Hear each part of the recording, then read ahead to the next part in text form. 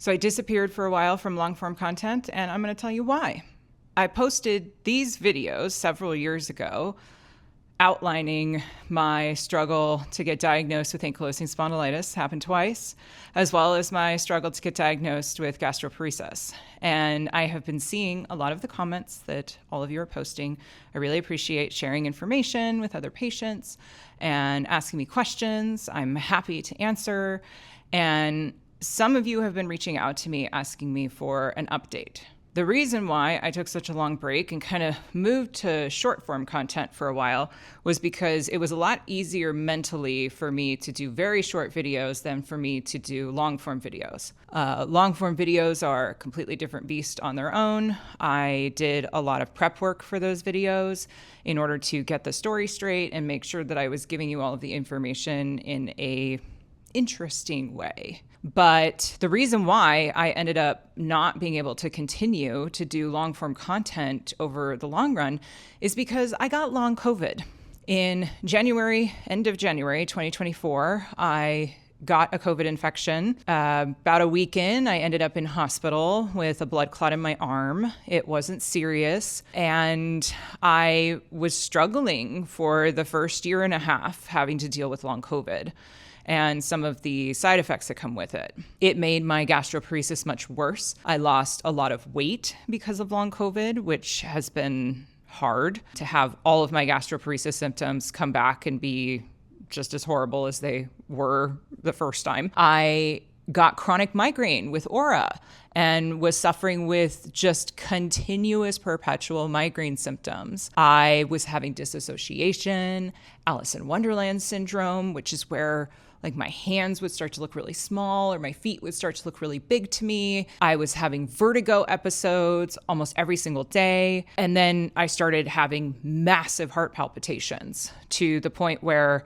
one day, at the urging of several people I had spoken with that day, I went to the ER and they just told me that it was a fast heart rate, that nothing was going to kill me, but that maybe I should follow up with a cardiologist. And it was a very difficult time immediately following my COVID infection.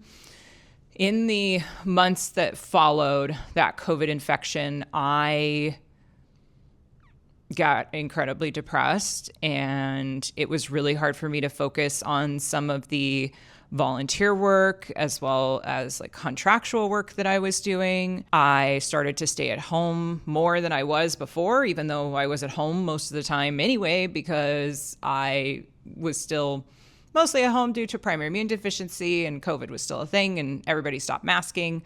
But I was home all the time. I didn't even really go outside, mostly in bed, mostly in dark environments. And it was really hard. And eventually through the process, I was able to see a physician in a long COVID clinic who was able to walk me through it. That has been incredibly helpful, but at the same time, there's still really no treatments for long COVID or any cure of any type. And so I was just left with a heightened sense of symptoms with no new treatments.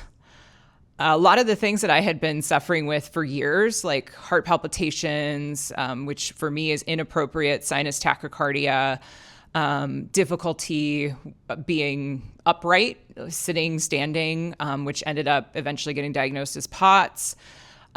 Difficulty with the gastroparesis, obviously, that got much worse. The chronic and perpetual migraine, I probably still have migraine symptoms maybe 29 days out of the month.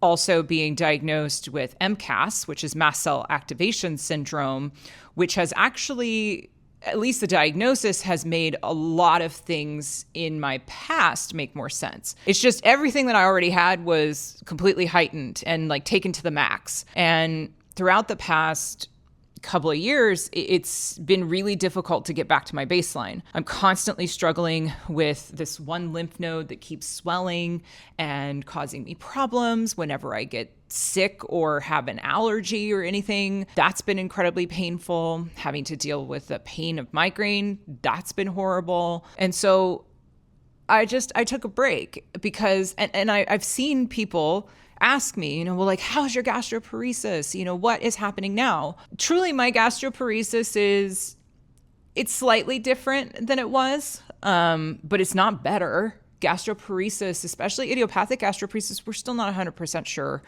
why it happens. That the scientists are studying and they're really trying to figure out what the root cause is. But all of the gastroparesis medications that have been offered to me, I either was not a candidate at the time or they didn't work for me. So personally, in order for me to deal with my gastroparesis symptoms, I'm just left having to take a anti-nausea medication.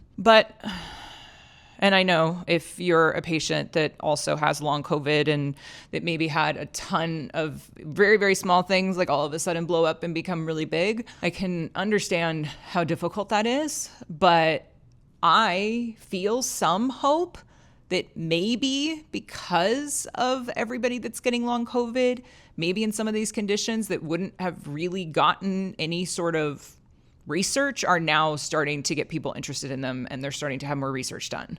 So I think that's kind of the only benefit to it, but that's why I haven't really sat down and recorded a long form video. Having long COVID has been really hard. Having to pace myself in ways that I didn't have to before has been really hard. And having to talk to people on the internet who don't know me about all this stuff can also be really difficult, because I want to be able to offer you beacons of hope within this, because within the chronic illness community, I know that, you read some of your peers talking about all of the horrible different things on Reddit and Facebook and that sort of stuff. And you just kind of hear about the terribleness that happens with all of these conditions. And I don't necessarily want to come on here and tell you, hey, this is going to be terrible and it's not getting better, because the reality is it is terrible. It's not getting better, but I still want to have hope that things will change. It's been hard for me to make long form content because I have to sit here with you and have a discussion about things that I really want to prep for. And I haven't really been able to do that. I have so many video ideas. I want to share information with you on different things. I want to share some of the weird diagnoses that I've had over the years. I want to share stories. I want to help you to advocate for yourself. And I just have not been able to do that. One of the other things that happened, because you may have seen a video that I did release when I opened up my business, Chronically Advocating, is I have been doing one-on-one advocacy with patients, in addition to me continuing to work on me to make myself better and help my different conditions. And so that has also been a pull that has kind of drawn me away from long-form content. I really do want to commit to giving you more information about anything and everything. I know a lot about the medical system. I know a lot about healthcare. I'm totally down for deep dives on weird medical subjects as just a layperson. So if you have any questions about anything, gastroparesis, long COVID, POTS, dysautonomia, ankylosing spondylitis, I also have narcolepsy, which has also been really hard, chronic migraine with aura, anything, drop the comments below and I will be in the comments answering them.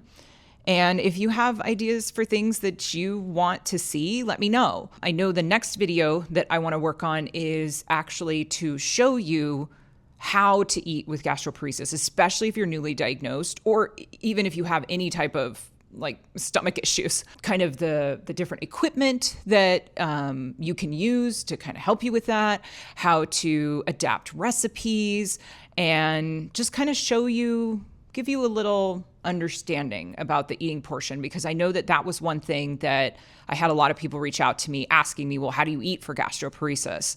I want to give you the basics, and then maybe we can, throughout the years, we can build upon that.